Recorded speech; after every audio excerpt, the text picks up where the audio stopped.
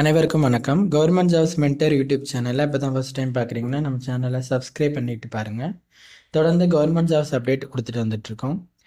டிஎன்பிஎஸ்சியில் group ஒன்றுக்கான notification இப்போ வெளியிட்டுட்டாங்க. April மாதம் 1ஆம் தேதி போல் குரூப் ஒன்றுக்கான நோட்டிஃபிகேஷன் வெளியிட்டுட்டாங்க.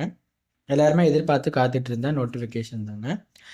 கரெக்டாக 1ஆம் தேதி போல் வெளியிட்டுட்டாங்க. இதற்கு நீங்கள் தமிழ்நாடு அரசு பணியாளர் தேர்வாணையம் டிஎன்பிஎஸ்சியோட அஃபிஷியல் வெப்சைட் tnbc.government.in அதில் வந்தீங்க அப்படின்னாக்க நோட்டிஃபிகேஷனான லிங்க்கும் அப்ளை லிங்க்கும் அவைலபிளாக இருக்கும்.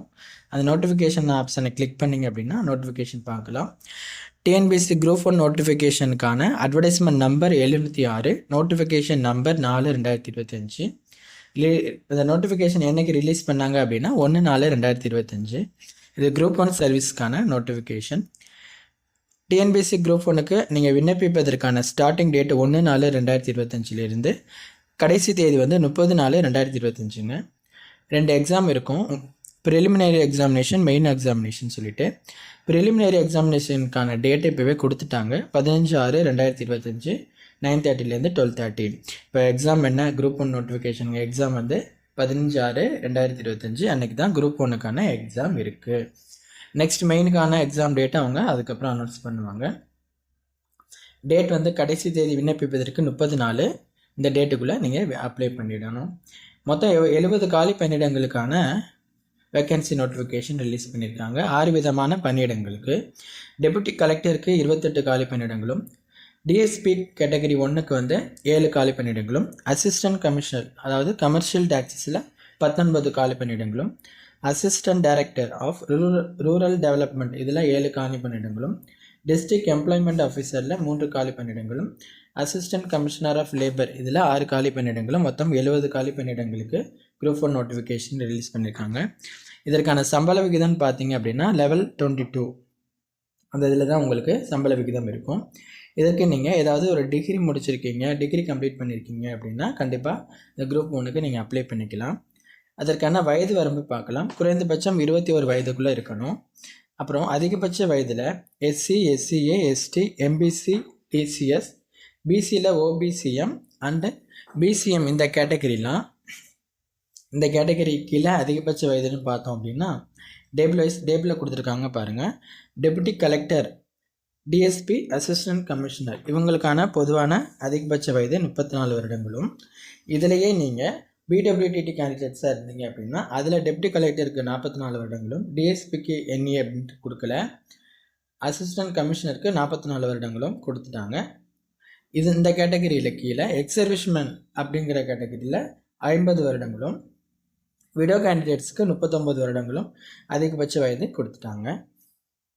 இதில் நீங்கள் பார்க்க போகிறது ஃபஸ்ட் நம்ம 3 போஸ்ட்டுக்கு பார்த்துட்டோம். அடுத்து assistant director rural development, district employment officer, assistant commissioner of labour இவங்களுக்கான அதிகபட்ச வயது அப்படின்னா 34 வருடங்களும்.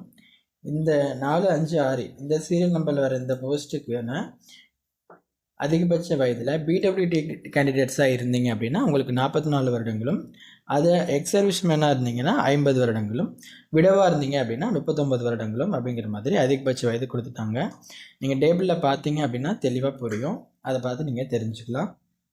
அதிகபட்ச வயதில் அடுத்து BC, OBCM, BCM, MBC, DC, SC, SCA, ST இந்த கேட்டகரிக்கு கீழே வர்றவங்களுக்கு first 3 serial number deputy collector, DSP, assistant commission 39 வருடங்களும், அவங்களே பிடபிள்யூடிடி கேண்டிடேட்ஸாக இருந்தீங்க அப்படின்னா டெப்டி கலெக்டருக்கு 49 வருடங்களும், டிஎஸ்பிக்கு எண்ணி கொடுக்கல, அசிஸ்டன்ட் கமிஷனருக்கு 49 வருடங்களும், எக்ஸ் சர்வீஸ்மேனுக்கு 55 வருடங்களும், விடோவுக்கு 39 வருடங்களும் அப்படின்னு கொடுத்துட்டாங்க. இது இப்போ நம்ம இப்போ பார்த்தது 1, 2, 3 சீரியல் நம்பருக்கு. 4, 5, 6 assistant director, DEO, assistant commissioner of labour இந்த போஸ்ட்டுக்கு அதிகபட்ச வயது 39ம், அதில் பிடபிள்யூடியாக இருந்தீங்க அப்படின்னா 49 வருடங்களும், எக்ஸ் சர்வீஸ்மேனுக்கு 55 வருடங்களும், விடவாக இருந்தீங்கன்னா 39 வருடங்களும் அப்படிங்கிற மாதிரி அதிகபட்ச வயது கொடுத்துட்டாங்க. இது நீங்கள் கொஞ்சம் தெளிவாக பார்த்துட்டு அப்ளை பண்ணுங்கள். இதில் எதுவும் குழப்பம் இருந்தாலும் கீழே கமெண்ட் பண்ணுங்கள், நம்ம கொஞ்சம் தெளிவுபடுத்திக்கலாம்.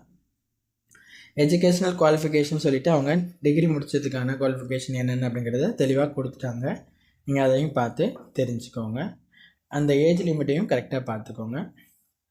இதில் உங்களுக்கு ஒரு medical and physical standard test வந்து டிஎஸ்பி போஸ்ட்டுக்கு செலக்ட் ஆகிறவங்களுக்கு இருக்கும். அது என்ன, அதுக்கான தகுதி எப்படி இருக்கணும், உடல் தகுதி என்ன அப்படிங்கிறத அவங்க நோட்டிஃபிகேஷனில் கொடுத்துருக்காங்க. அதையும் பார்த்துக்கோங்க. தமிழையும் உங்களுக்கு அதற்கான நாலேஜ் இருக்கணும் அப்படிங்கிற மாதிரி கொடுத்துருக்காங்க. இதற்கான செலெக்ஷன் ப்ராசஸ் எப்படி இருக்கும் அப்படின்னாக்க 3 விதமான செலெக்ஷன் ப்ராசஸ் இருக்கும். தேர்வு செய்யும் முறை, preliminary examination, main examination and interview. First preliminary examination தான் ஃபஸ்ட்டு உங்களுக்கு இருக்கும். அடுத்து மெயின், அடுத்து இன்டர்வியூங்க. ப்ரிலிமினரி எக்ஸாமினேஷனுக்கான சிலபஸ் பார்த்துடலாம். General studies, aptitude and mental ability, இதுதான் உங்களுக்கு சிலபஸ். இதில் ஸ்க்ரீனில் பார்க்குறீங்க. இதில் ஜென்ரல் ஸ்டடீஸ் வந்து டிகிரி ஸ்டாண்டர்டில் 175 கொஸ்டின்ஸ்க்கு இருக்கும். ஆப்டிடியூட் அண்ட் மென்டல் எபிலிட்டியில் வந்து எஸ்எஸ்எல்சி ஸ்டாண்டர்டில் 25 கொஸ்டின்ஸுக்கு, மொத்தம் 200 கொஸ்டின்ஸுக்கும் மேக்ஸிமம் மார்க் வந்து 300 மார்க்குக்கு இருக்கும். டியூரேஷன், எக்ஸாம் டியூரேஷன் வந்து 3 மணி நேரம். இப்போ இதில் மினிமமாக நீங்கள் எவ்வளோ மார்க் எடுத்தால் பாஸ், குவாலிஃபையிங் மார்க் என்ன அப்படின்னா SC, SCA, ST, MBC, DC, BC, OBCM and BCM இந்த கேட்டகரிக்கு 90 மார்க்கும், இதை இல்லாமல் மற்றவங்களுக்கு வந்து 120 மார்க்கும் இருக்கணும். குவாலிஃபைங் மினிமம் மார்க்குங்க. ஓஎம்ஆர் அப்ஜெக்டிவ் மெத்தடில் தான் இருக்கும்.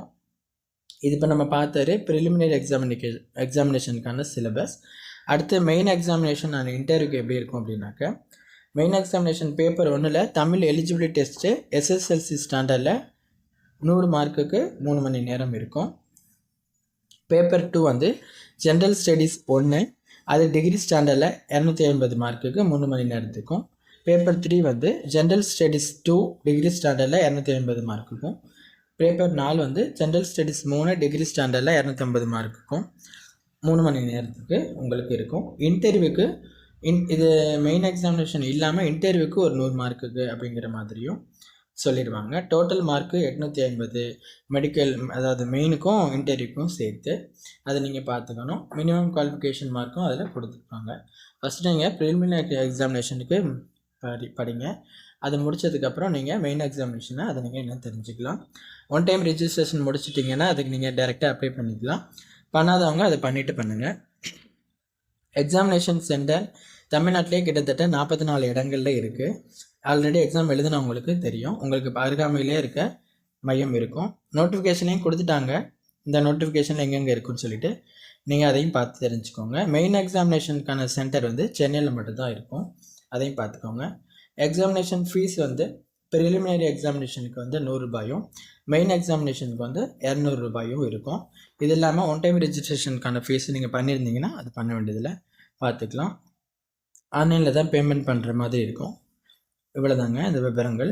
இதில் சிலபஸும் நாங்கள் உங்களுக்கு சொல்லிட்டோம். சிலபஸையும் நீங்கள் பார்த்துக்கலாம்.